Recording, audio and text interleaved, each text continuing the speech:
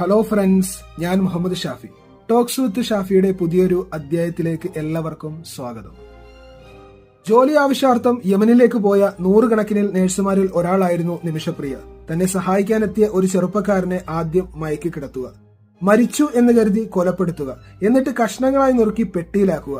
ഇതിനെല്ലാം ഒരു സുഹൃത്ത് സഹായിക്കുക. ആ സുഹൃത്തും നിമിഷയും ഇപ്പോൾ ജയിലിൽ മരണവും കാത്തു കിടക്കുന്നു. ഇങ്ങനൊരു ന്യൂസ് ആയിരിക്കുമല്ലേ നമ്മളെല്ലാവരും കേട്ടിട്ടുണ്ടാവുക.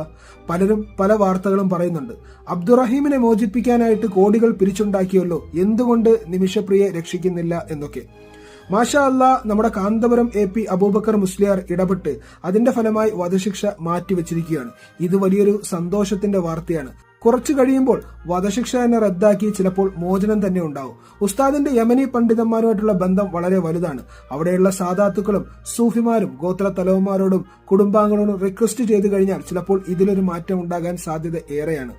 അവിടെയുള്ള സൂഫി പണ്ഡിതന്മാരുടെ ചർച്ച ഇപ്പോഴും നടന്നുകൊണ്ടിരിക്കുന്നു.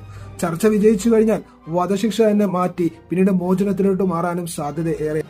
ഷെയ്ഖ് ഹബീബ് ഉമറിന്റെ പ്രതിനിധി സംഘം ഇപ്പോഴും യമനിലെ ദമാറിൽ ചർച്ച നടത്തിക്കൊണ്ടിരിക്കുകയാണ്. ഇന്ന് ചൊവ്വാഴ്ച ദിവസമാണല്ലേ, നല്ലൊരു വാർത്ത കേൾക്കാൻ സാധിച്ചു. നമുക്കറിയാം, യമനിലെ രാഷ്ട്രീയ അന്തരീക്ഷം വലിയ പ്രശ്നത്തിലൂടെയാണ് കടന്നുപോകുന്നത്. അതുകൊണ്ട് തന്നെ സർക്കാർ തലത്തിൽ ഇടപെടുന്നതിന് ചില പരിമിതികളുണ്ട്. എന്നാൽ എല്ലാവർക്കും തുല്യ സ്വീകാര്യതയുള്ള ഷെയ്ഖ് ഹബീബുർ റഹ്മാൻ ഈ കാര്യത്തിൽ ഇടപെട്ടപ്പോഴാണ് തലാലിന്റെ കുടുംബവും നാട്ടുകാരും ചർച്ചയ്ക്ക് കയറിയത്. ഇതിനു മുമ്പ് നിമിഷപ്രിയയുടെ അമ്മ പ്രേംകുമാരി യമനിൽ പോയിരുന്നു. പക്ഷേ കുടുംബാംഗങ്ങളുമായി ചർച്ച നടത്താൻ ദമാറിലേക്ക് എത്തുവാൻ കഴിഞ്ഞില്ല.